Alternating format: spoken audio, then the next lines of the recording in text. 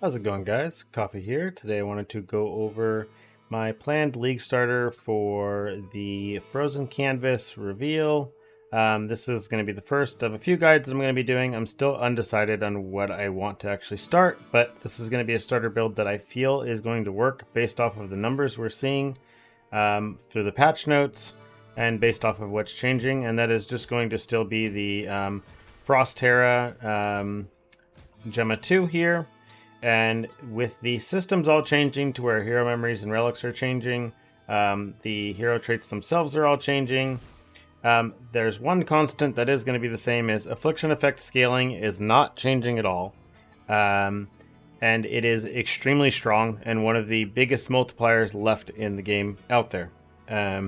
So if you look at the changes that have already come out, if we actually just start over here and we start with just the new hero traits for Gemma herself, her level 1 hero trait, which I don't think you get it at level 1, we're probably going to get it somewhere around level 20 or 25 like we did before. This gives you the same 20% additional cold damage that it did, and then it makes Cold Pulse also inflict Frostbite on the target. At level 45, you unlock Frost Tides, which is going to make it to where you inflict additional frostbite rating as soon as you end up hitting something with Cold Pulse, and it lowers the interval as you level this up. And then for your level 60 traits, we have Glacial Knight here, which is just going to give you 20% additional damage against frozen enemies, and then your freezes for the first time are going to be extra long. So you're going to have really long freezes, which should be great survivability as usual. With the changes that are coming, it seems like things are going to be a bit harder, I guess, to kind of get up and running.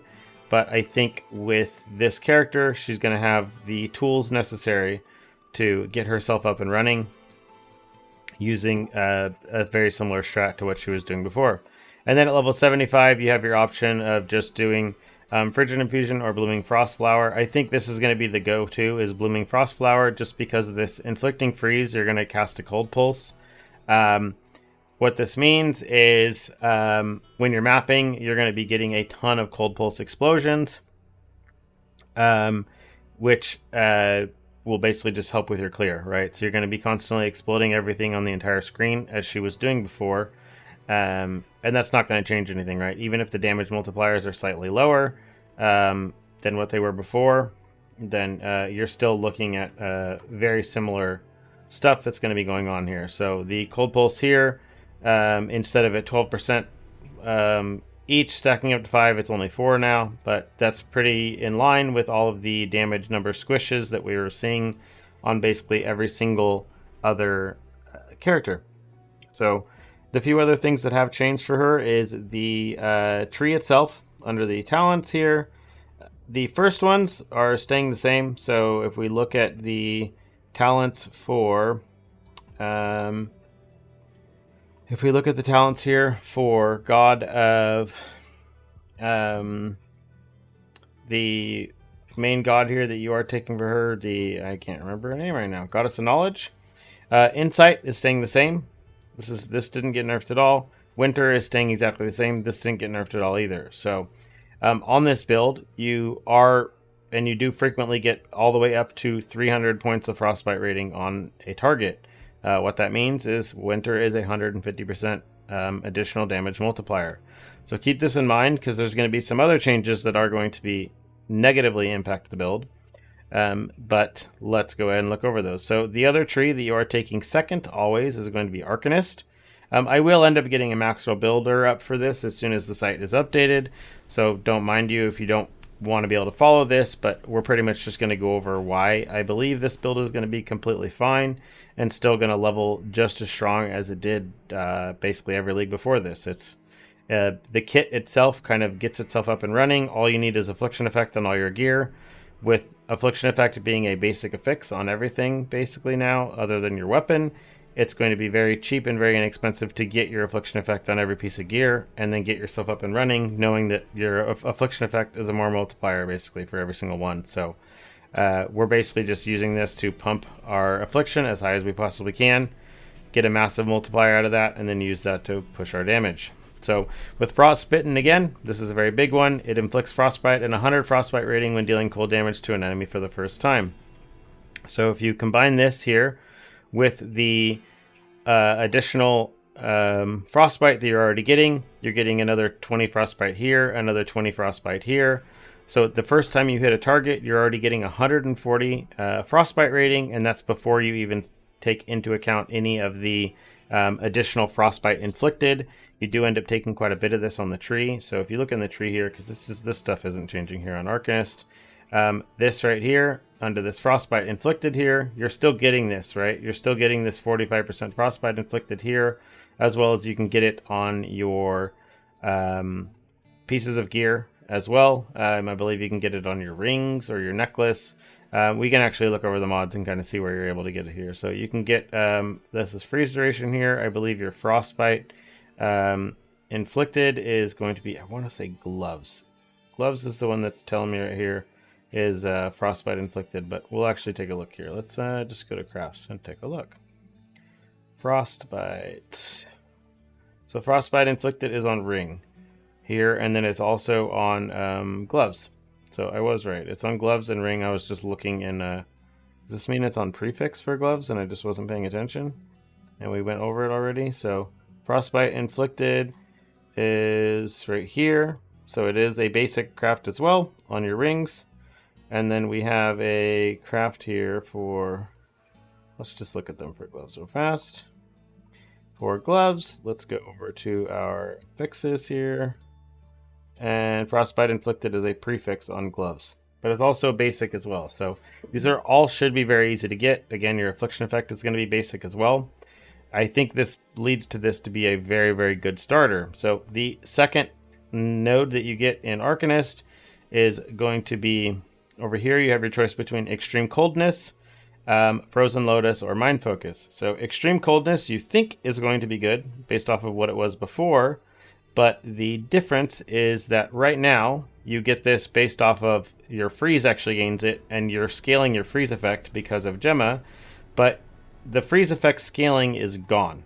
They have removed freeze effect scaling. You can't scale freeze effect through any sources in the game. There are no sources of scaling freeze effect anymore.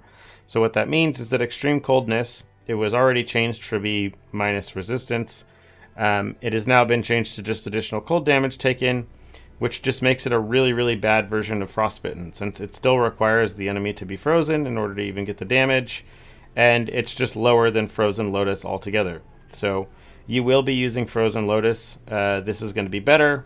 For starters, it will resolve all of your skill cost issues as well. So this will mean that you can run Mana Boil and never drain mana. You can do basically anything. So this is going to be better. So they did change focus blessings as well. What they do, they're just additional damage now instead of double damage. Before that didn't do anything for Frost Terras, but you are going to basically end up getting your focus blessings now based off of just from your cold pulse explosions and your ice lances and stuff while you're early leveling. So everything is going to be good for that. The nerfs that did occur to the build are the change in the psychic tree is that reap purification did get lowered down to 25% of the total damage when reaping instead of all of it. What this means is you're not going to be reaping as much damage when you do it, but you are able to get more total reaps available now. So I think it's not going to be an issue.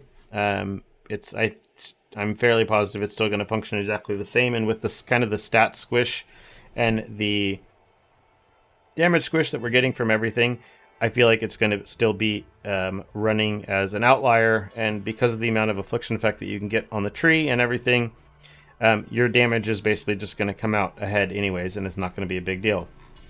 You're leveling, you're still going to start with Ice Lances, I presume. I don't expect anything to change there, and you just do Ice Lances into Frost Terra. It does lose its effect for scaling off of Frost Terra at this point, but it's still going to be good, and then you can still just put your Terra on your bar, even if it's not getting slightly extra damage. Frost Terra is still a free cast. So if you look over here for the new exclusive support skills, there are some pretty good ones for Ice Lances and for Frost Terra. So this one for Ice Lances here does make it to where you can get it to automatically trigger a level 20 Frost Terra. It says that it also makes it to where the you can get the supported skills additional damage bonus against Frost Terra to be stacked. What this means is that means you do need to use this with the other Ice Lance's support skill here in the 5th slot that makes it makes the enemies take a 50% additional damage while they're on a Frost Terra. So you can stack this. You know, if you have more than one Frost Terra available, then you obviously can get more than one of them down. So the amount of stacks that they can get on this is going to be equal to the Frost Terra max Frost Terra quantity that you have. So Ice Lances does have 2 setups that it's going to be able to do. It looks like there is a bounce one as well, which allows the Ice Lances to jump off of the ground, and then this one makes it to where they do not consume jumps when jumping off the ground. So what this means is I think that this will actually make it a viable leveling skill even longer than what it was before, because before you kind of wanted to shift into Terra, but you might end up staying on something hybrid longer than that. So if I do end up playing this first, then I'll have the answers to these questions very quickly, but if not, I'm just going to have to rely on you guys, the community, to let us know which is working best for you, because I know there's going to be people that are going to play this, they're going to be enjoying Ice Lances. If these support skills are very easy to get, and they're very plentiful, then there might be a lot of people playing Ice Lances with this rebound, because you can get a lot of jumps on your tree. You can get some jumps on the tree. You can get, play the jump support. Ice Lances already starts with some available jumps on it as well. And then, of course, you can get it on slates. So you can get jump on every single slate, or you can, I believe, even get a double jump on all your slates, if I remember correctly from playing Erica 2, which means that you can get this to turn yourself into a character that's just bouncing projectiles repeatedly, and you end up with a ton of projectiles on the screen, all chaining back to the boss. So there's going to be a few options of what you can do. There's also some nice benefits here for the Frost Terra. It looks like you can get it to stack up here to 100% additional damage. For the Frost Terra, it does make it smaller, but if you're placing it directly into the boss, then you're going to just be blowing everything up. So if you're triggering it especially, it does auto-target, so you don't even have to think about it, and you don't have to target anything. You're going to be completely fine. So I think there's going to be some good opportunities there. There's also some other ones for the Frost Terra here, I believe, that makes it to where it turns it into a buff, or a debuff rather. So this would be something like if you were going to be, turning this, you can make it to where your Terra charges are going to give this additional cold damage. I don't think you're going to want to do it this way. I don't think you're going to want to use this one because of the fact that the extra damage bonus you get for Terra charges is like about 40% already. So if you have any amount of Frost or Terra charges or Terra charge stacking, then you're going to just be better off not using this. But we're going to have to kind of test it out and see. These take the same slot here, this Cohesion and Winter's Bite, so I don't think you're going to be using the Cohesion over the Winter's Bite version. For the other ones here, for the ones that you unlock, I believe these are the ones that go in the 3rd slot here. You can make it to where it makes you extremely tanky here, to where you're recovering an extra 12% max ES per second. So you can have this along with the 4.5% or 9%, I guess, if you scale the effect of your Frost Spirit, or Frost Magus rather. So you can actually get things up to be up very, very high. So if we end up needing some tankiness, you can use this to be getting some really, really insane ES recovery. So there's going to be some really cool options that you can do with that as well. So I ended up starting to fill out the spreadsheet here. I will link to this in the video down below for starting to craft each one of your items. I will get this more filled out here as the days progress. I just have a rough, basically looking over what is most important pretty much on all your rings and everything. You just want Affliction effect on everything. And for your weapon, you are now going to be using a Scepter, which is appears to be the damage over time weapon. And for this, when you go to craft it, this is going to be your like end game craft for this, which will be max Terra quantity, which is now only available on weapon from what I can tell. I did not see it available on any legendaries that are in the database here. This might be wrong. We don't really know. But we can look here because the max Terra quantity, yeah, it has been changed. So I guess you can get this right here. It does make it to where your max Terra quantity can be set to 2, which I guess that makes Mother's Goddess Paddock pretty good if you can actually get it corrupted, because it means you're going to be able to get it up to 3, which is pretty hard to do. There's nothing else really in the game that can do it. So if you can get this up to 3, this is going to be really, really good. So this might actually be really, really used because you are getting the extra affliction effect out of this as well. So we're going to have to keep an eye on this. This will probably end up being the necklace that you want to use, since you can't get affliction effect on your necklace either way. So this is probably going to be the necklace of choice. If it is, then you'll end up changing your weapon craft to... I wonder if this actually caps it, and you still need to actually get them or not. We're going to have to test it out. So I think this might just cap it to where your max Terra quantity gets capped to 2. I think it does say set though, so we're just gonna have to test it out. So if you have any questions, leave them in the comments down below, and other than that, see you in the next one.